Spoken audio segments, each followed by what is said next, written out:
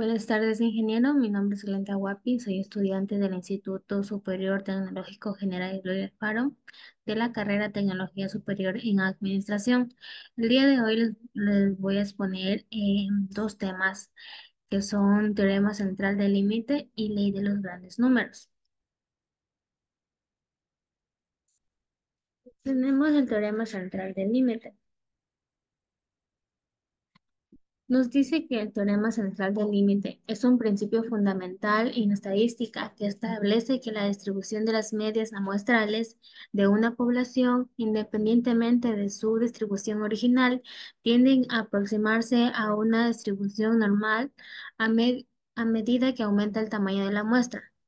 Esto significa que si tomamos muchas muestras aleatorias de una población y calculamos la media de cada una, la distribución de esas medias se irán aproximando aproximadamente una curva en forma de campana. Esta propiedad es de gran utilidad en inferencia estadística, ya que nos permite utilizar la distribución normal para hacer estimaciones y realizar pruebas de hipótesis sobre la población, incluso cuando la distribución original de los datos no es conocida. Tenemos visualización e interpretación. En la siguiente imagen se muestra cómo se comparten los promedios de diferentes muestras tomadas de tres poblaciones distintas cuando el tamaño de la muestra cambia. En la primera fila tenemos tres tipos de poblaciones. Tenemos la población 1. Esta población tiene una forma uniforme. Quiere decir que todos los valores son más o menos iguales. En la población 2 tiene forma de triangular. Bueno, aquí los valores del centro son más comunes con los externos, perdón. Y la población 3 está sesgada, ya que la mayoría de los valores están a un lado y pues pocos al otro lado. Cada población tiene una forma diferente y eso influye a que los promedios de la muestra se tomen, eh, o sea, que se influyen. En la segunda fila tenemos lo que son las muestras pequeñas. Aquí se muestran los promedios cuando tomamos muestras pequeñas, o sea, de solo dos datos. Los promedios todavía se parecen mucho a los de la primera fila. Eso quiere decir que en la población 1 eh, los promedios son planos y en la población 2 los promedios tienen una forma similar a la población. Y en la población 3, o sea que está sesgada, los promedios están sesgados.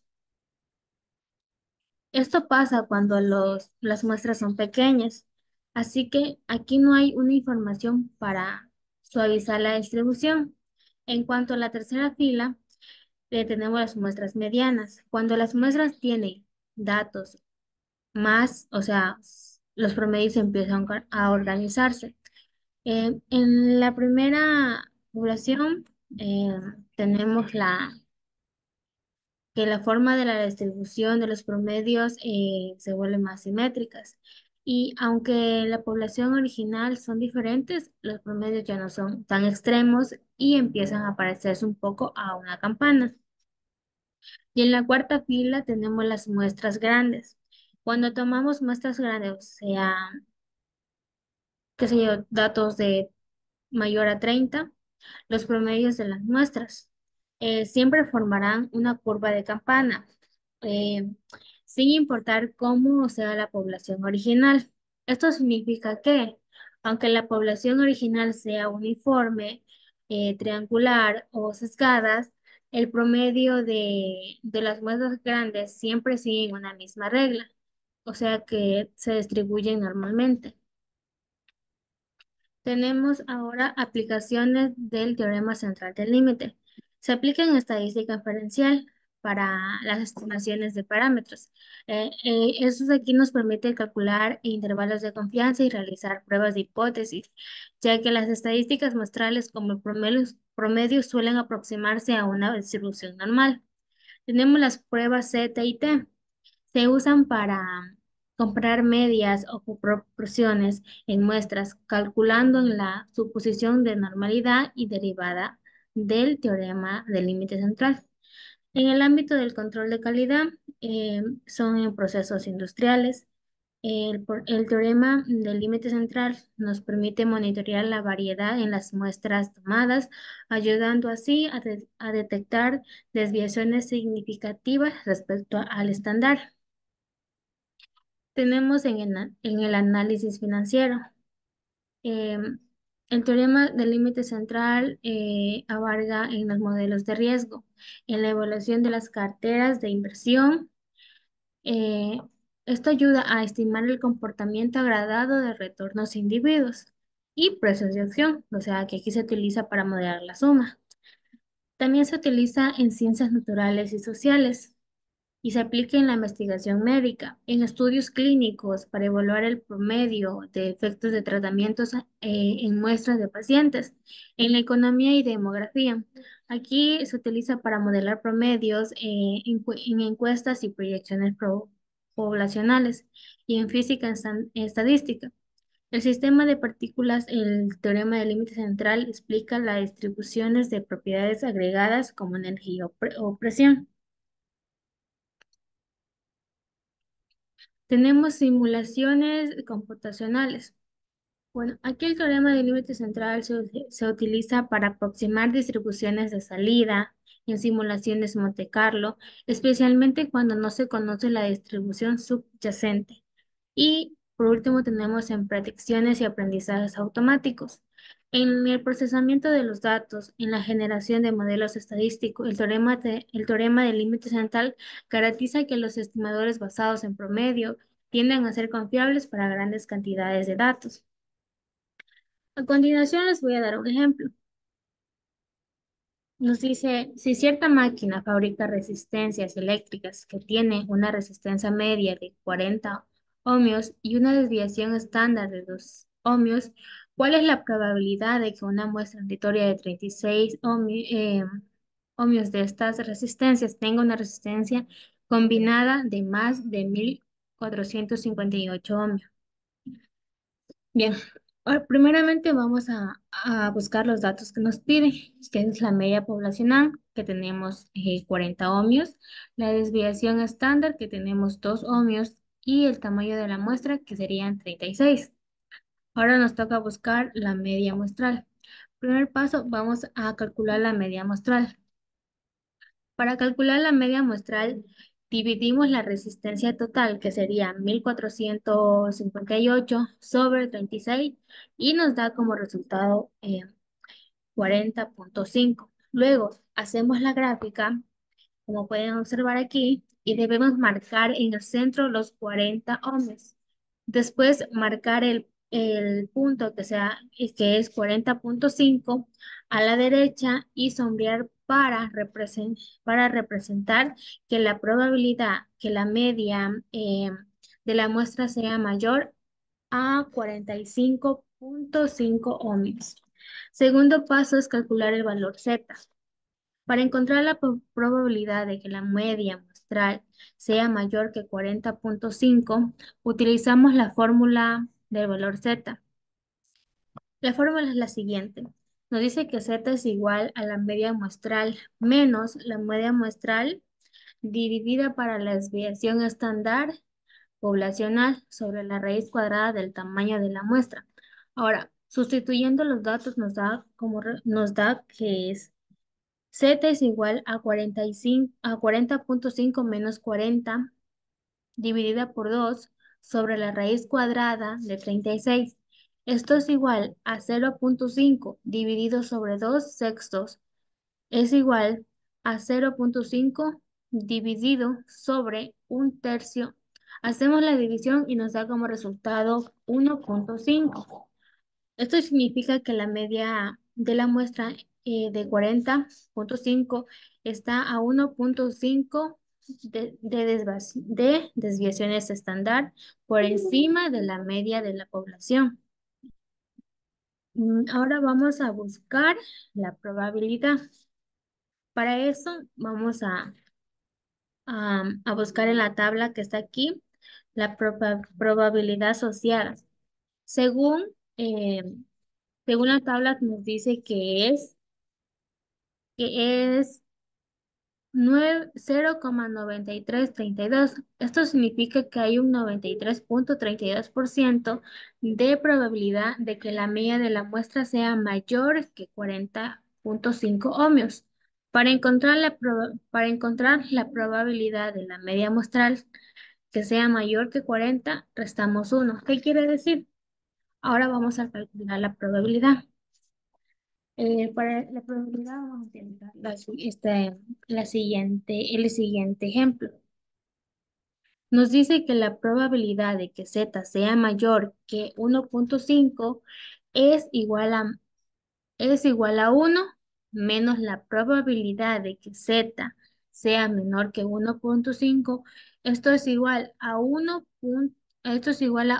menos 0,9332, lo que nos da un resultado de 0,0668.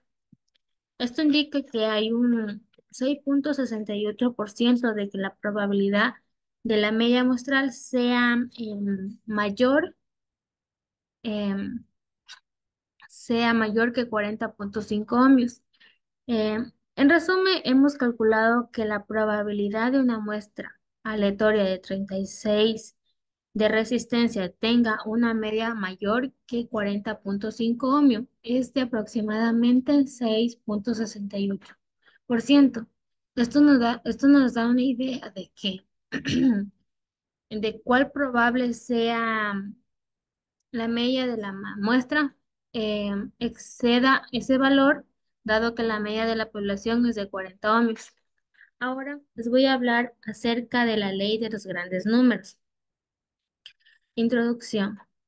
Nos dice que la ley de los grandes números es un principio fundamental en la teoría de la probabilidad, que nos indica que a medida que aumentamos el número de repeticiones de un experimento aleatorio, el promedio de los resultados obtenidos se acercarán cada vez más al valor esperado o promedio teórico. Es decir, si lanzamos una moneda muchas veces y la proporción de cara y cruces tenderá a ser aproximadamente la misma. Esta ley se basa de muchos conceptos estadísticos y tiene aplicaciones en diversos campos, desde los juegos de azar hasta las ciencias sociales, permitiendo realizar predicciones y tomar decisiones más informadas a partir de datos masivos. Tenemos los tipos de ley de grandes números. Dice, tenemos la ley débil de los grandes números. Nos dice que la probabilidad de que la media de un gran número de variables aleatorias se desvíe mucho de su media teórica se vuelve cada vez más pequeña a medida que aumenta el tamaño de la muestra. Lo que nos dice es que si tomamos una muestra cada vez más grande de una población, la media de esas muestras se acercará cada vez más a la media real de toda la población. Es decir, que la probabilidad de que cometamos un error al estimar la media poblacional utilizando la media muestral disminuye a medida que aumenta el tamaño de la muestra. Tenemos la ley fuerte de los grandes números. Esta es una versión más fuerte de la ley débil y nos asegura que la media de un gran número de variables aleatorias convergerá casi seguramente hacia su media teórica. Bien, aquí nos dice que si tomamos muchas muestras de una misma población y calculamos el promedio de cada muestra, estos promedios se acercarán cada vez más al verdadero promedio de toda la población, es decir, a la media poblacional.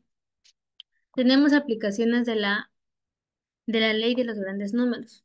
Estas aplican en estadística y muestreo, más para la estimación de parámetros poblacionales.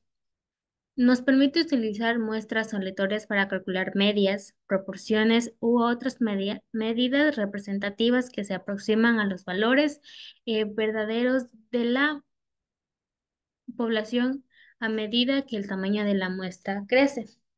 En encuestas, aquí se utiliza para los estudios demográficos o de mercado. Se asegura que los resultados de una encuesta son representativos de la población si el tamaño de la muestra es suficiente. En la economía y finanzas tenemos los modelos de riesgo. En seguros se utiliza para calcular primas basadas en eventos esperados, como accidentes o enfermedades con base en grandes muestras de datos históricos. Tenemos las inversiones y mercado. Aquí los gestores de portafolios emplean la ley de los grandes números para evaluar el rendimiento promedio y reducir el riesgo mediante la diversificación, o sea, el efecto del comportamiento promedio de muchos activos. Tenemos en las ciencias naturales y experimentos. Tenemos en la química y física. Bueno, aquí se aplica en medios experimentales, donde los errores aleatorios se promedian en experimentos repetidos para obtener resultados más precisos. En biología y genética. Bueno, aquí la ley de los grandes números nos ayuda a modelar fenómenos aleatorios, como la distribución de rasgos genéticos en grandes poblaciones. Tenemos en las ciencias sociales. Aquí, la ley de los grandes números nos ayuda a la predicción sociales, o sea, que nos permite modelar comportamientos promedio en grandes grupos humanos como la participación en elecciones o consumo de productos. También en psicología. Bueno, aquí se emplea para estudiar tendencias promedio en comportamientos o respuestas a estímulos en grandes muestras. Un ejemplo. Supongamos que lanzamos un dado justo de 6 caras. La media esperada o el valor esperado del lanzamiento es 3,5. ¿Por qué? Porque primero sumamos el uno, el 2, el 3, el 4, el 5 y el 6. ¿Por qué? Porque son los puntitos que hay, o sea, las caras que hay del dado sobre 6. Porque porque solo el dado tiene 6 caras. Luego, si lanzamos el dado 10 veces, los resultados pueden variar. Supongamos que obtenemos 4, 2, 6, 1, 3, 5, 2, 4, 6, 3. Calculando esto nos da como resultado 3,6. Hacemos el mismo proceso. Ahora, si repetimos el experimento y lanzamos el dado 1000 veces, la media puede acercarse más a 3,5. Eso ha sido todo por hoy. Espero que hayan entendido un poco acerca de esos temas y conmigo nos veremos hasta la próxima clase.